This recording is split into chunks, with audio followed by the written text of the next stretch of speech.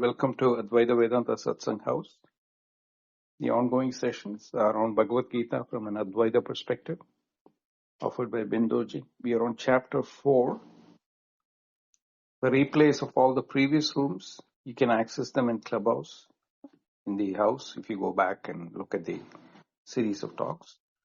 Alternatively, they are available on the Advaita Retold YouTube channel, which is well archived, and you can access even the earlier talks on Avarokshana Bodhi, Upanishads, and a few other talks. Other links are on Apple Podcasts and Spotify, where you can access them. There is also a book that has been published by us, which is titled "The Imaginary Door," where you have a collection of insights of one Advaita offered by Bindoji. I'll close the chat and hand raising when Bindoji is conducting the class, which will be for an hour or so, after which we'll open up those channels for you to have some discussions and question answers. As always, thank you, Bindoji. Over to you. Thank you, Prakash. Hari Om, and welcome to all of you. Invocations.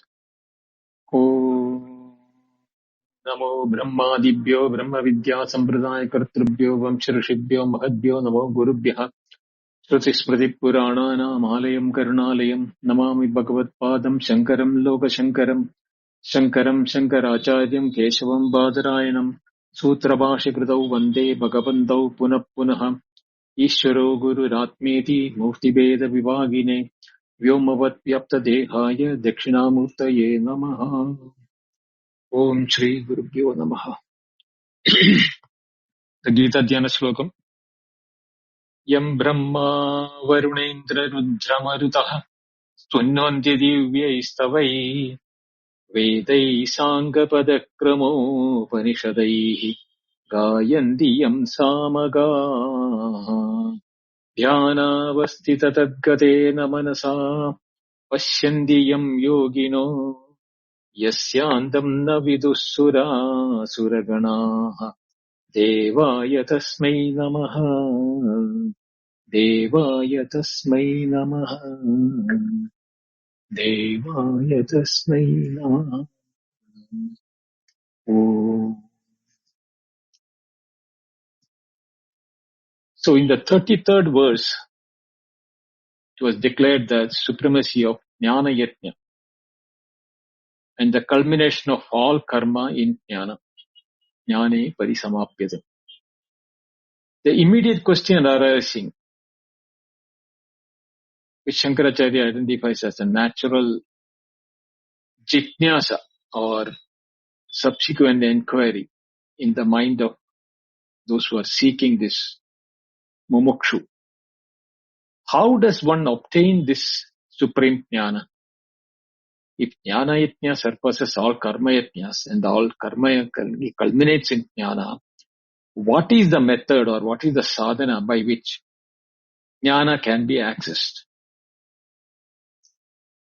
The verses starting from 34 is exactly what the answer to this question is. With the extraordinary precision and authority, Krishna is saying that both the means of access, the sadhanas, pranipata, pariprashna, seva, and the source of transmission from the jnanis to the who are tattvadarshibhi. That is, therefore, this verse is among the most practically important for the purpose of jnana. It addresses the concrete epistemological situation of the aspirant, mumukshu, who has been thoroughly motivated by the teachings till now and needs to know where should I go, how to approach, how to receive this knowledge which is liberating. All these questions are which is following that. It also shows the Guru Shishya Sampradaya in the tradition. The valid Gita's own validation of Guru Upadesha, as a tradition, and that is the living vehicle of Brahma Vidya.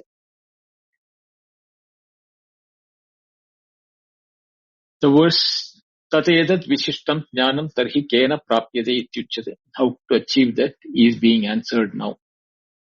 Tadviddi Pranibadena Pariprasnena Sevaya Upadekshadenti Tet Jnanam Jnaninaha Tattvadarshinaha. Tadviddi. Tad means that. Vidhi means know. So know that directly continues from the preceding verse. Therefore, Jnana Yajna as a declaration. Shreyan Jnana Yajna. Tad refers to the Jnana which was declared in the previous verse, which, in which all karmas culminate. That is the Tattva Jnana of Atman as Brahman, which is also was mentioned earlier that Karmani Akarmaya Pashya, that in that 18th verse. And in the 24th verse, it was given a terminology, knowledge of the Brahma Karma Samadhi as the knowledge. This specific jnana is to be known. The imperative vidhi, tad vidhi, signals the urgency and necessity. This is not optional, but most essential act for a aspirant that is possible to practice and achieve. Shankaracharya notes that that jnana is a pronoun of referential breadth to the entire content of Tattva Jnana. Atma as Akarta, Avyaya, Purana, Brahma Swarupa, and the complete teaching starting from the 13th verse to the 33rd verse of the Yajna Prakarana has been compressed into a single demonstrative word.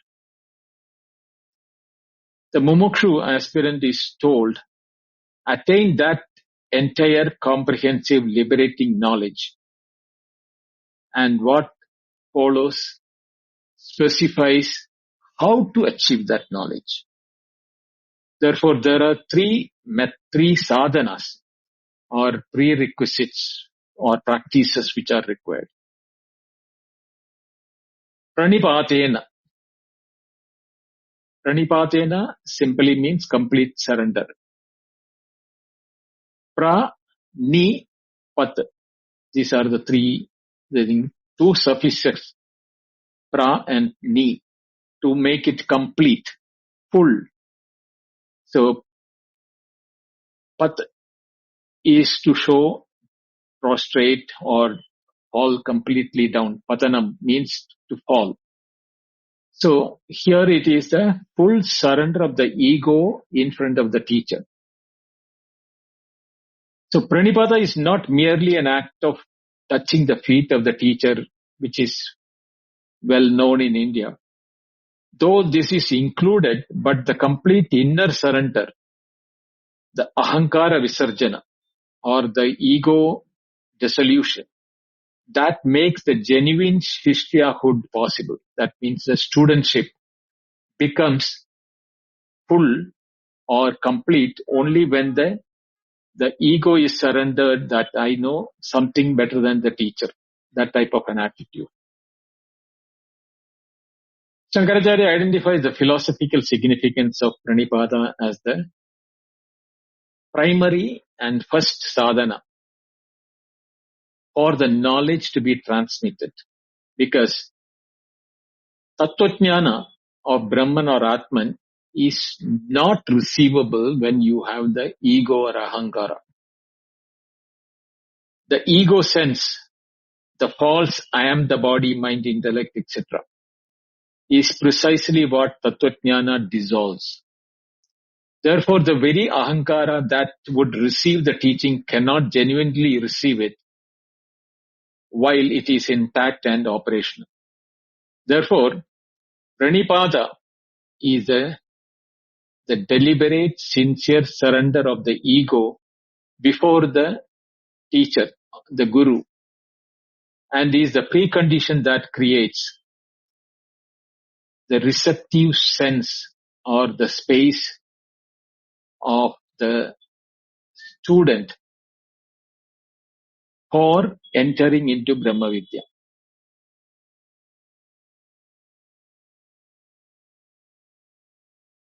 The teaching is that Atman is Purna, complete, Akarta, non-agent, Nirashraya, is self-sufficient. And receiving this teaching requires at least the initial recognition that the ego, which claims that I am incomplete, I am agent, I need external support, all these attitudes should be surrendered in front of the teacher. The feeling that I am incomplete will not make you realize what is the completeness means. And I am the agent, I am the doer, enjoyer, that agency. If it is there, the ego will become a stumbling block for understanding what is that I am not the doer, I am not the enjoyer.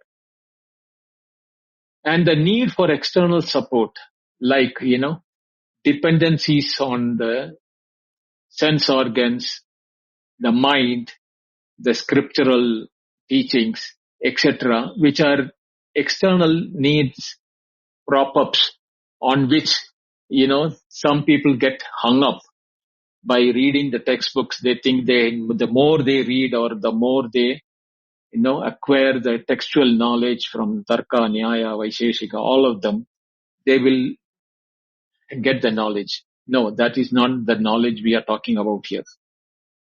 Here is the knowledge which is immediate and recognizable by yourself. So pranipata is the performative acknowledgement of this surrender. That is, when these three impediments of incompleteness and agency and external support, when knowingly you surrender them, that I'm not going to depend upon them, becomes the complete surrender. Shankaracharya connects the pranipada to the same word, this thing in the Mundaka Upanishad word. Tat vijnanartham sa gurumeva bigachet samitpanihi shrotriyam brahmadishtam. Mundaka Upanishad, Pradama Pada, Judhiya, Mundaka, and 12th verse, mantra. Tat vijnanartham, for the knowledge of that means Brahman. Sa gurumeva bigachet, let one approach a guru, samitpanihi, with fuel in hand or with the requirement for the guru, with the offering of complete surrender. So samitpani is an indication that I am surrendering my ego or my individual incompleteness, etc., in the form of the fuel which I am bringing for your yajna. So this samitpani of Mundaka is the pranipada of the Gita. Next qualification required for this Svataka is the pariprashna. Pariprashna means there is a pari and plus prashna. Prashna means to question thoroughly. From all sides, that is pari included. Pariprashna means thorough, comprehensive, sincere inquiry by the student. Whenever anything remains a doubt, unclear or ununderstood, or even a wrong concept which is not matching with the explanation, all the three need to be brought forward in a systematic, earnest and complete inquiry to the attention of the teacher. Therefore, intellectually active questioning of the Guru, not challenging his knowledge, but for clarifying our own inadequacies.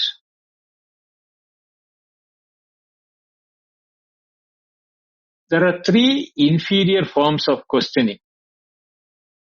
One is the tarka, mere logical disputation. Pariprashna is not an adversarial debate aimed at defeating the opponent or the Guru's position, but sincere enquiry aimed at understanding and resolving genuine doubts, samshaya nivritti.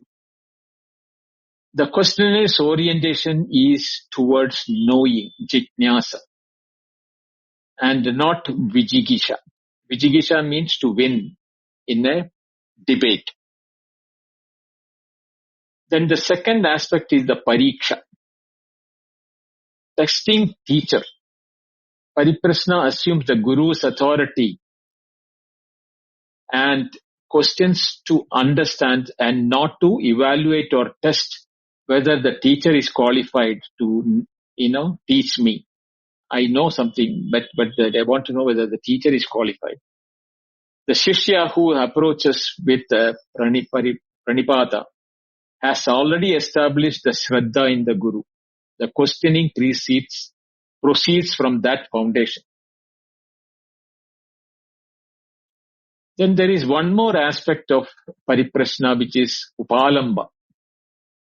Upalamba is fault finding or censuring. Pariprashna is not critical scrutiny of the teaching method or the teacher's qualification or knowledge, but engaged loving inquiry that seeks the full depth of the teaching, a comprehensive in the sense of asking until all doubts are cleared. Therefore, the philosophical necessity of Pariprashna is the Tattva Jitnyasa or Tattva Jnana cannot be forced into a Shishya's mind by any teacher, by declaration alone. The Shishya's active intellectual engagement in the teaching is required to make the teaching fully operative. Manana, the sadhana of Shravana Manana, requires the student to actively probe the teaching from every angle until no logical objection or doubt remains. So Pariprashna is that interactive form of manana where the Shishya externalizes what is in this mind and questions are asked directed toward the Guru for clarification and receiving the clarifications from the Guru that removes the layer of samshaya, doubt, until Nishchaya, Nididhyasana, is certainly established. So Pariprashna is not just dialogues or questioning everything. There is an active involvement. It's an interactive form where manana becomes vocal and then that removes the samshaya, viparya, etc. There is one more aspect which is included in this verse, which is the sevaya. Sevaya is by service to attend upon or, like that. The service or attendance or devoted engagement with the teacher. Not the service of a hired laborer or employee, but with the love, continuous and all-encompassing service of surrender of a brahmachari to the Guru, residing in his ashrama, serving the Guru's needs, participating in the requirement of the Gurukula and the household daily life. Shankaracharya reads Seva as the most comprehensive and continuous of the three sadhanas. It encompasses the entire life of the Guru-Shishya relationship rather than specific acts of the seva. It is neither temporal nor embodied. Temporal means extended over time. It is Nitya Seva, continuous service, creating a sustained proximity in which Tattvajnana can be transmitted. Because every moment is an experience in the presence of a teacher. So the Pradibodham will become clearer when incidents or examples can be brought in by the Guru to show how to look beyond the obvious. Thereby, knowing the knowledge will become a practical laboratory when you are continuously serving the master or the teacher or the Guru. It has to be embodied, involving the full person of Shishya with body, mind, intellect, speech, everything in the service of Guru and the teaching. It should be purifying in the nature that the continuous practice of ego surrender at every action of daily requirement is done with the act of seva or surrender or with the pranipata is a renewed action. Thereby, the ego can gradually be reduced through sustained practice. It also improves the receptiveness of the student, creating the ongoing proximity to the Guru in which the informal, spontaneous, living transmission of jnana occurs. The Guru's actual presence, their natural, living by example, Brahmanishta, is seen by the student in the daily conduct, their casual responses to life's events, all of which transmit jnana more powerfully than formal instruction. So the three, Pranipata, Pariprasna, Seva, put together, they constitute what Shankaracharya called the complete Shishya Chatushtaya. The four continuous, genuine Shishyahood compressed into three. Shraddha, implicit in Pranipata, Mumukshutva, implicit in Pariprasna, Samadhama, etc., expressed through Seva. And the Viveka Vairagya is presupposed throughout as the Adhikari requirement. So once this is done, then Te Upadeshtanti Jnanam. Upadekshanti Te Jnanam. They will instruct you the knowledge. Upa plus dish, Upadikshanti. That means to instruct, to indicate or to point out. They will instruct, they will point out, they will indicate. So it is in the plural that word is used. The proximity required for genuine transmission, the Guru point towards the jnana that the Shishya must directly see. It is by example. So darshana is required. So the Upadesha is not mere information transfer by explaining the Upanishad or Gita, etc. But Guru points the Shishya's attention towards Atman that is always already present.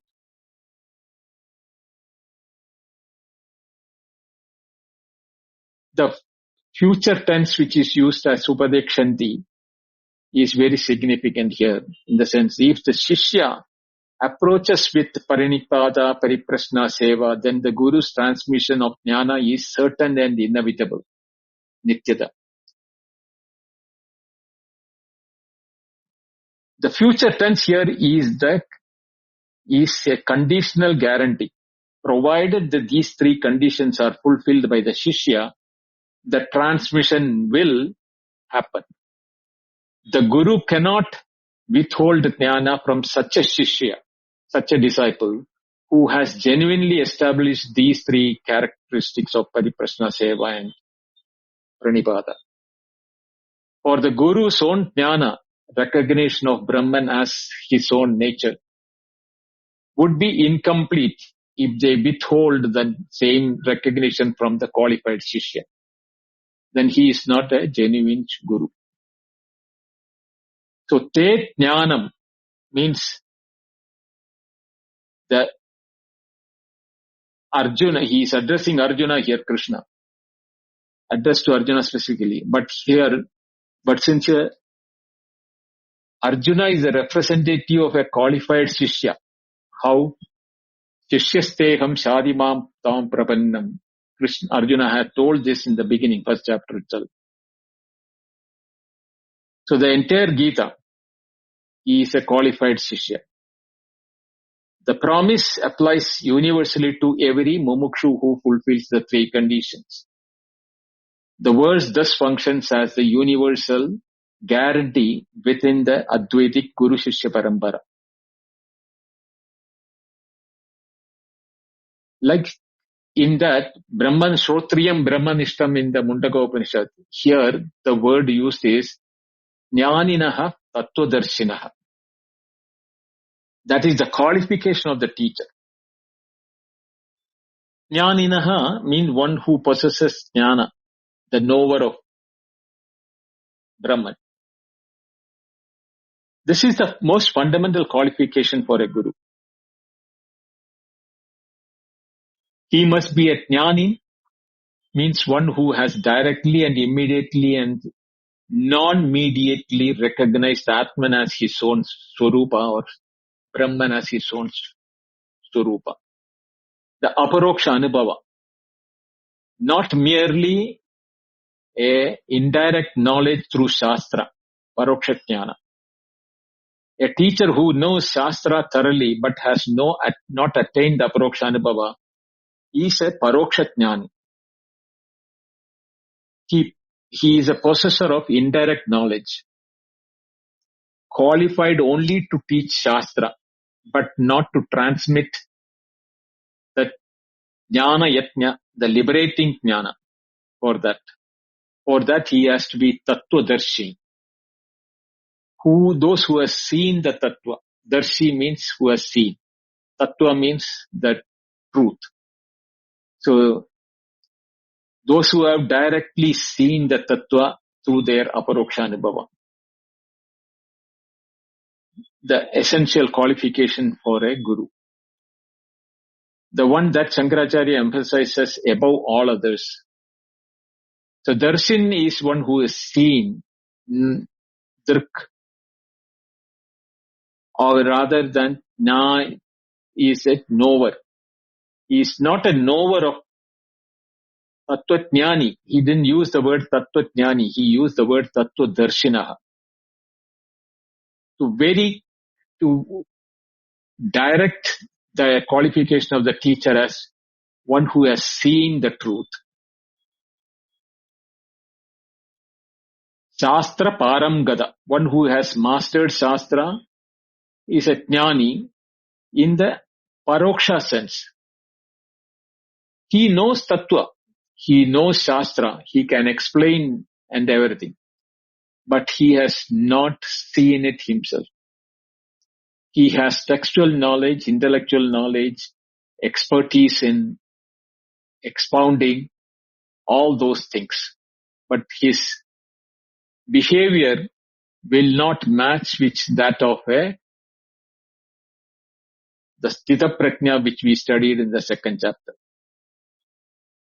But the Tattvadarshi, one who has directly seen the Tattva as an aparoksha anubhava or a face-to-face recognition of Brahman as his own Swarupa. So this darshana here is the same as the karmanya karmaya pashyet, the akartrutvam. He has attained the akartrutvam, seeing of akarma in karma. Therefore, the Atman's self-recognition is the akarta nature. The Tattvadarsin has established this Pashyet, that means Jnanavastita Chetasa. His consciousness is abiding in that knowledge of Aham Brahmasmi, or I am the Brahman. And that is the Samadhi state he is virtually living every time. Brahma Karma Samadhi. Because it is a continuous and natural cognitive ground for a Tattvadarshi. Why both the qualifications? Because these two qualifications are complementary and both are necessary. Jnaninaha Tattvadarshinaha.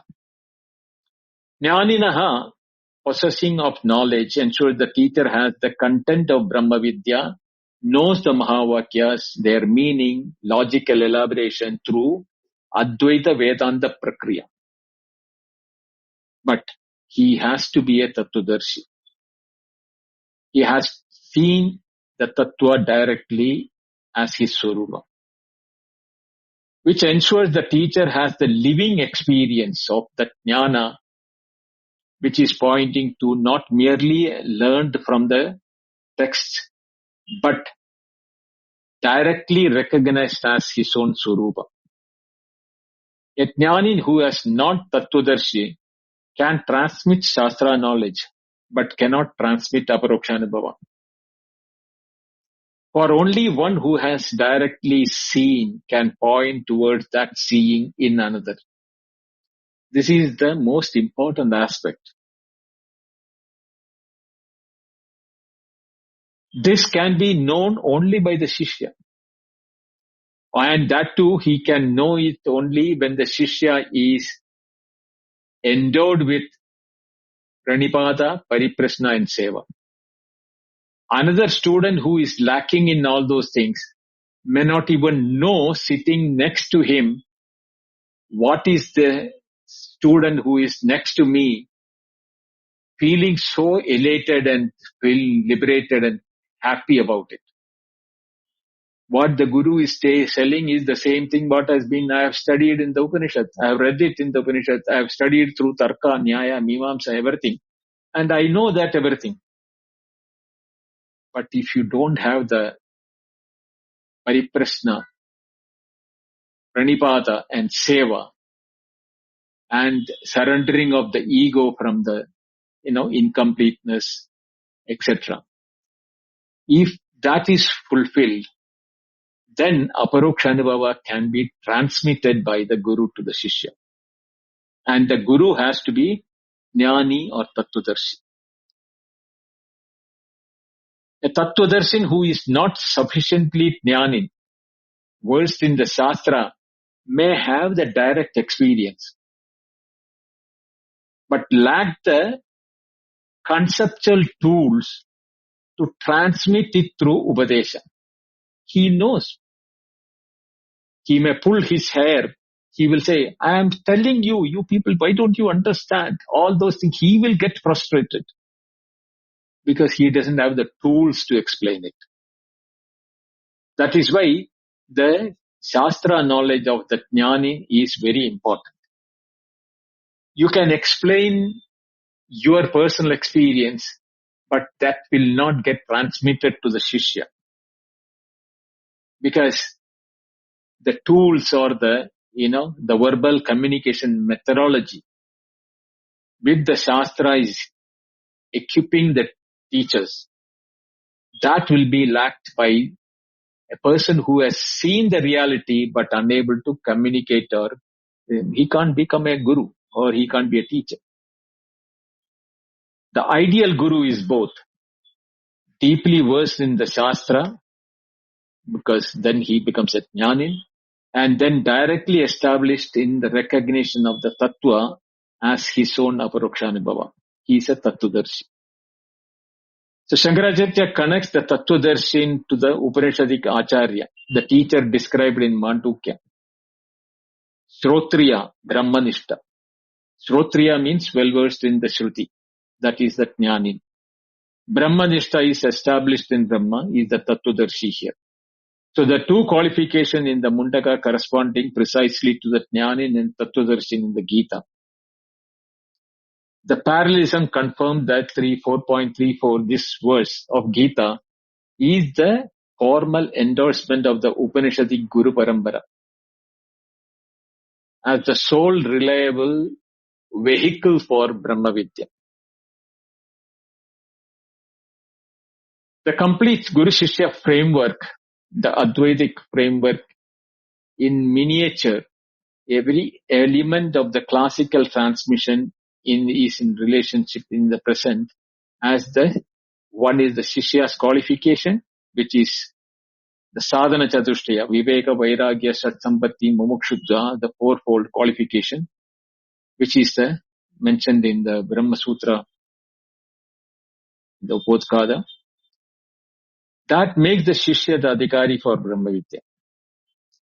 These are presupposed by the verse that one who approaches with a genuine Panipada, Pritprashna and Seva has implicitly already developed these qualifications. The Shishya's active sadhana, explicit in the sense of Pariprashna, Pranipada, Seva, that actualizes the Adhikara in the concrete Guru-Shishya relationship, preparing the Andakarana of the Guru and the Shishya for the transmission to be in tune. The Guru's qualification of Jnanin and Tattvadarshan. So the transmission act, Upadeshanti Tet Jnanam, the Guru's instruction, Upadesha, when received by a qualified Shishya, produces the Aparoksha Anubhava.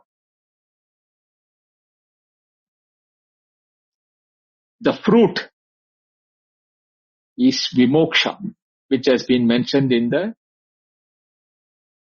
32nd verse. Evam Jnatva Vimokshase.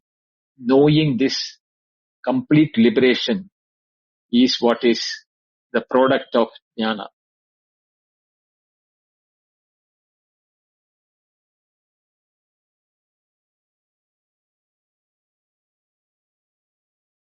Why Guru is necessary in the Advaitic epistemological argument? Shankaracharya provides the philosophical necessity of the Guru for Brahma Vidya. Why cannot Jnana arise from Swadhyaya, independent scriptural study alone? The Atman to be known is Pratyagatma, means the innermost subject, which is the very faculty of the knowing itself. It is not through the Antakarana, which is the instrument of ordinary knowing. It cannot know itself directly. Like an eye cannot see itself, mind cannot know that knowledge. It can only remember it later as a memory. But while transmitting, it doesn't transmit into the mind. Without the intermediary of a mirror of the Guru's transmission, the Guru's pointing Upadesha that direct the Shishya's awareness back upon itself towards his Pratyagatma. The innermost subject is being asked to look at himself or the subjective. The independent study produces Swadhyaya, etc. will produce only Paroksha Jnana. I know that Brahman is Brahman, Atman, etc. Only a Guru's living transmission can catalyze us. It's the turn of attention from objective knowing towards the subjective knowing of Atman, which produces the Aparoksha Anubhava. This epistemological irreplaceability of a Guru in Advaita, not because Brahman is distant or difficult, it is Nitya Siddha, it's already there, always already present in the Shishya and the Guru. But because the most proximate obstacle, the Pratyagatma being precisely the subject that cannot be made an object, for its own cognition without the Guru's redirecting Upadesha.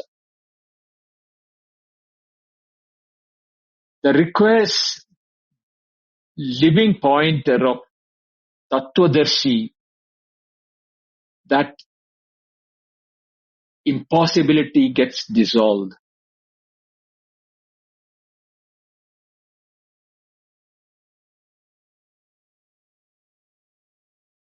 So,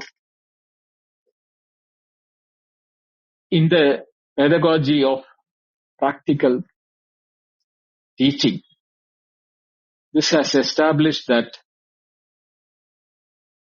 declaration of jnana's transformative power, how this is being done, is taken up in the following verses of 35, 36, 37, 38, etc. In the 35, yat jnatva na punarmoham. Then 36 says jnana plavena. 37, jnana vidagda karmani. 38 says jnanam pavitramiva na vidyate. So all those things culminating in this jnana prakarana. The Bhashya simply is saying tad vidhi, means know that, vijanihi, that, yena vidina prapyate, the process by which it is acquired, acharyan abhigamya, by approaching a teacher, pranipatena, through the prostration. Pranipatena means prakarshena nichai patanam pranipataha. By laying fully stretched on the ground with face downward is what is typically pranipata. Dirgha namaskara, prolonged prostration. Iti pariprashnena, through enquiry. What type of an inquiry?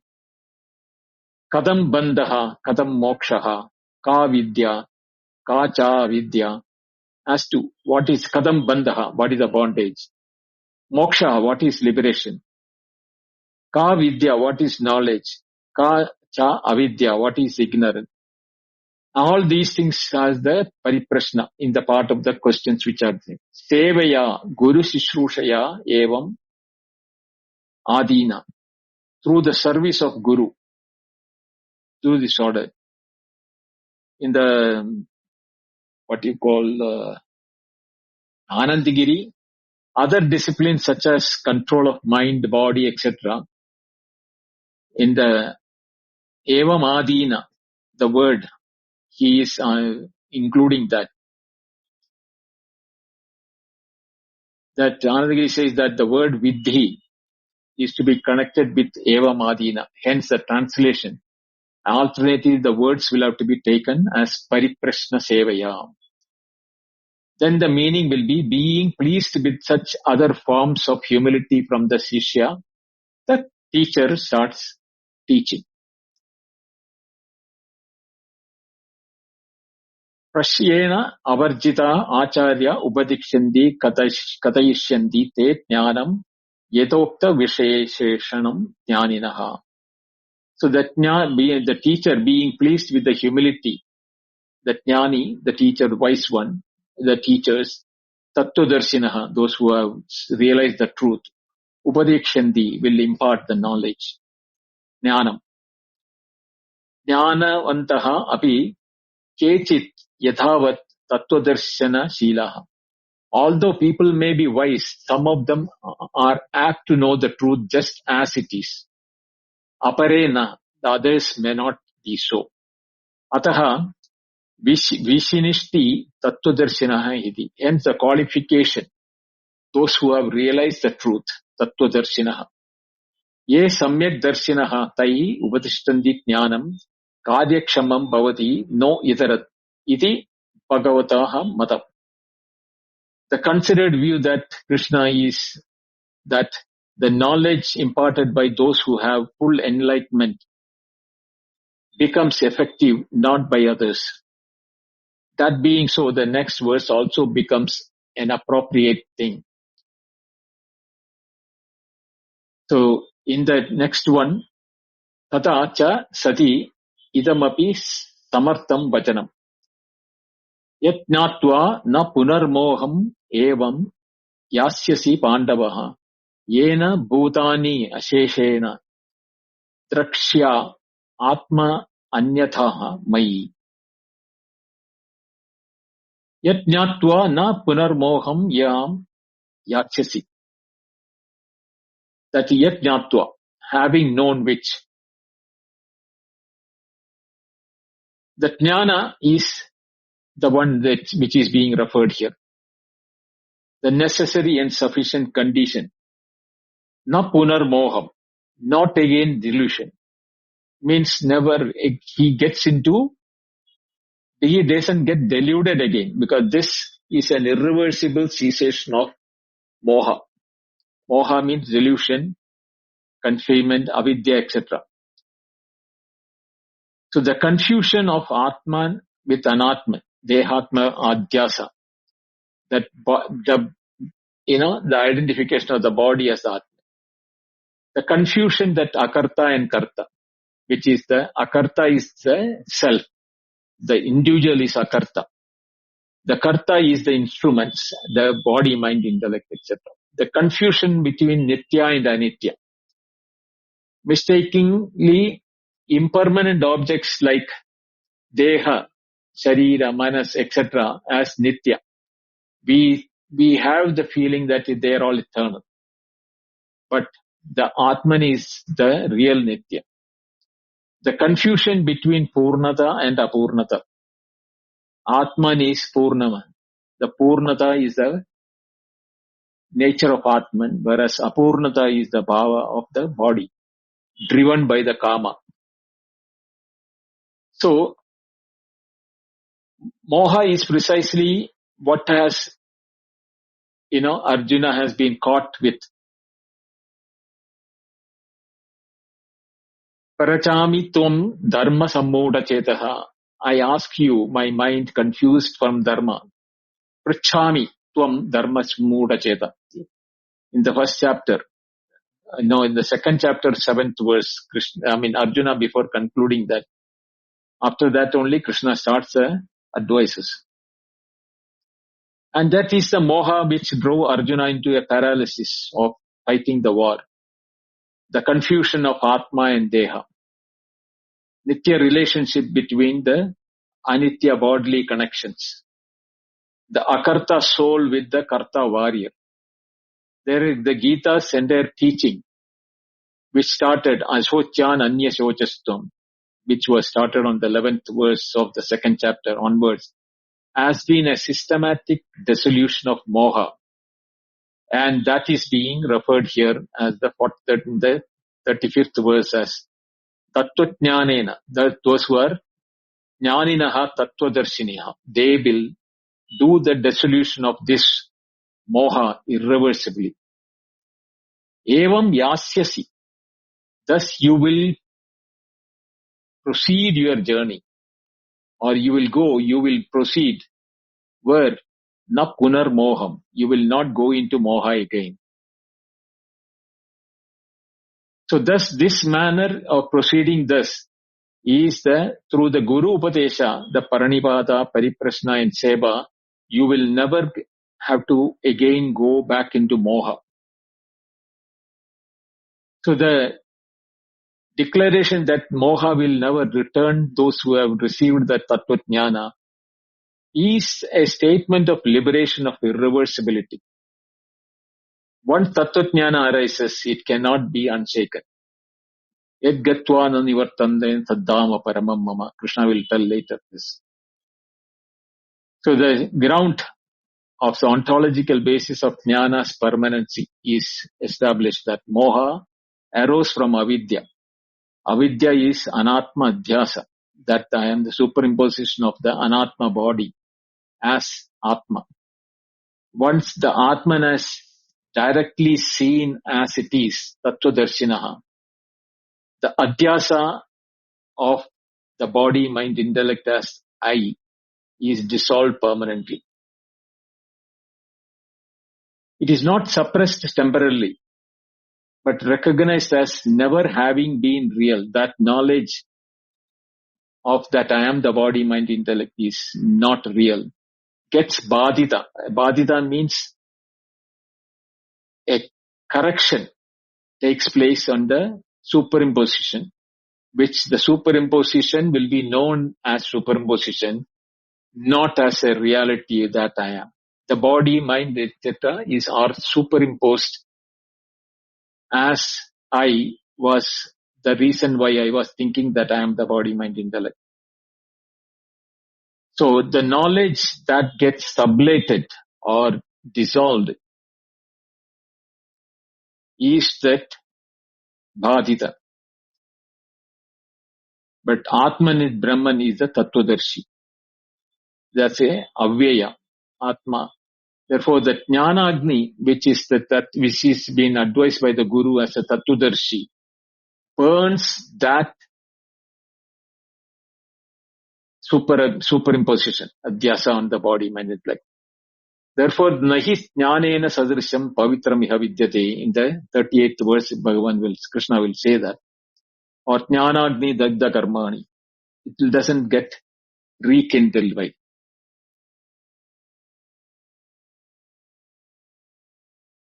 It is direct to Arjuna because in the verse, Krishna uses the word Pandava or son of Pandu, is addressing to Arjuna, who was identified as the man under confusion.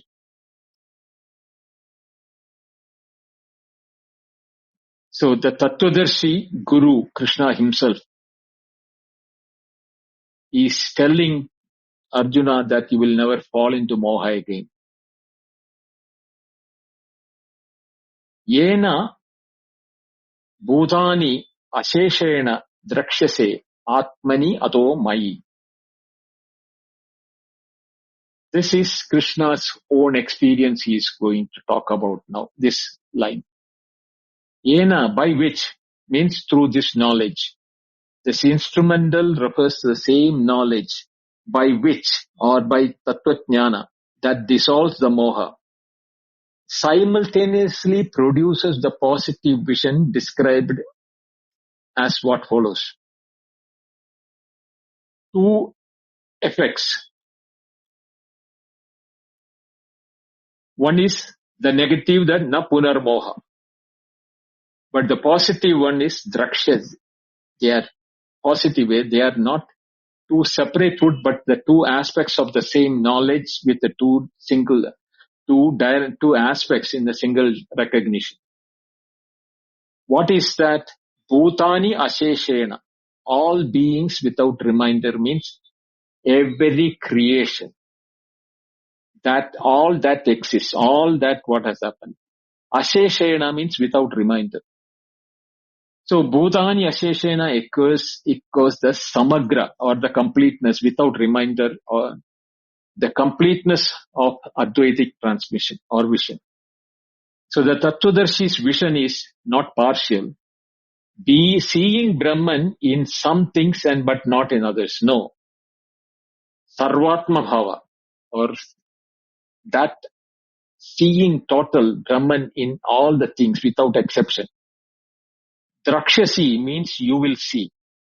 He is telling Arjuna, you will see, you will directly perceive without any reminder of every creation as what? Atmani, in the Atman. But now Atman is being shown as a locative singular. Atmani means in the Atman. But all beings, Bhutani Asheshena, will be seen in the Atman.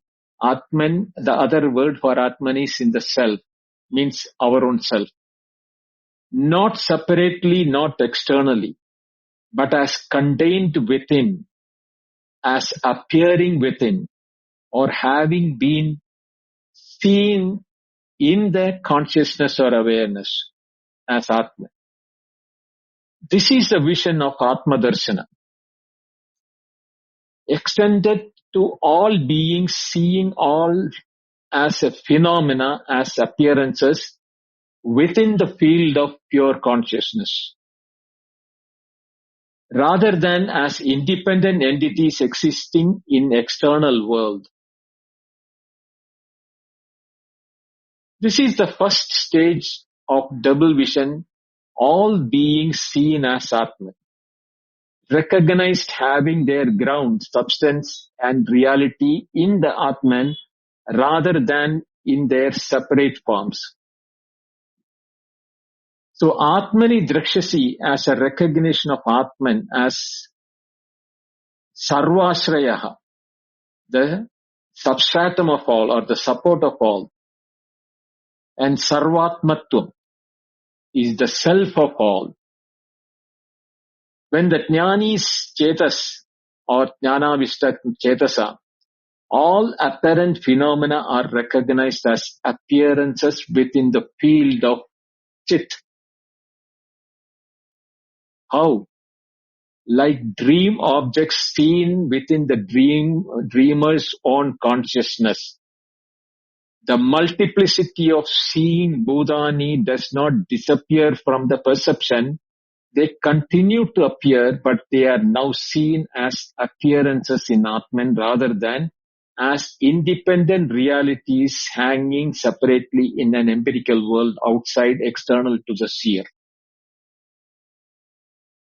A very important verse. I don't mind going through this verse again and again. Atho mai, Krishna says that. And then in me. See the beauty of statement of Krishna. Atho means furthermore or moreover, indicating the progression from the Atmani, from the previous statement were in the Atman, in me. Mayi means in me, a locative asmat. The second and deeper stage of double vision. All beings seen first in Atman, the Pratyagatma, one's own Swarupa, and then in me as Parameshwara Brahman. That is where Atma becomes Brahman. The progression from Atmani to Mayi is not from lower to a higher vision, but a single vision of complete disclosure of two statements. Atmani Drakshasi means all beings seen within one's own Atman, the individual to cosmic direction of Sarvatma Darshana. And Mayi Drakshasi, all beings seen within the Parameshwaras or Brahmans inside that. The cosmic to the individual, the direction of confirming the same non-dual recognition. Therefore, the complete Advaita Darshana, that the Pratyagatma and the Paramatma are recognized as identical. In the Atman and in Parameshwara, in me, are not two different visions, but the one same non-dual recognition from two perspectives, confirming the Mahavakya, Aham Brahmasmi, I am Brahman. The individual Atman is the cosmic Brahman. And all beings are appearances within the single Chit field or consciousness field. This needs to be explained a lot. There is a lot of explanation which is coming one after the other after this, which I'll do it tomorrow. This verse is not complete. Let us go through it again, not in this way, what is going to come in the tomorrow's class. Om Purnamada Purnamidam Purnat Purnamudachyate Purnasya Purnamadaya Purnameva Vasishyate. Om Shanti Shanti Shanti Harihi Om Shri Gurubhyo Namaha Harihi Om. Thank you. Dhanyawad.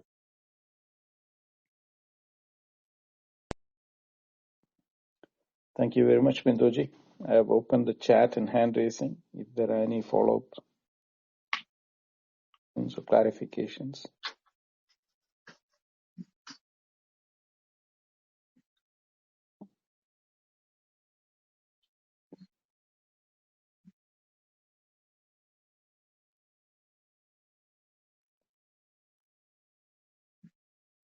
We'll continue tomorrow then. Okay, Bindoji. Thank you everyone for a very profound session into the nature of the buddhi and a deep contemplation of what is the Guru Sishya boundary. As always, thank you very much, Bindoji, and thanks everyone for attending this session. So we will continue tomorrow at 8:30 p.m. IST. You can access the replays, as I mentioned earlier, in Clubhouse, or you can go to the channels that are shared in the chat. One is called Advaita Retold YouTube channel. The other one is on Apple Podcast, and third is Spotify. There's also a book that is available if you want to probe into a reading into this Advaita, which Bindoji has been offering in a very consistent manner. So have a great day, and as always, thank you, Bindoji. Over to you to close the room. Thank you, Prakash. Thank you, everyone. The second verse, 36 verse, is not completed. I know that it needs a lot of deliberation. So we will do it tomorrow. And see you all tomorrow, continuing the same topic. Hari Om. Good night. Hari Om.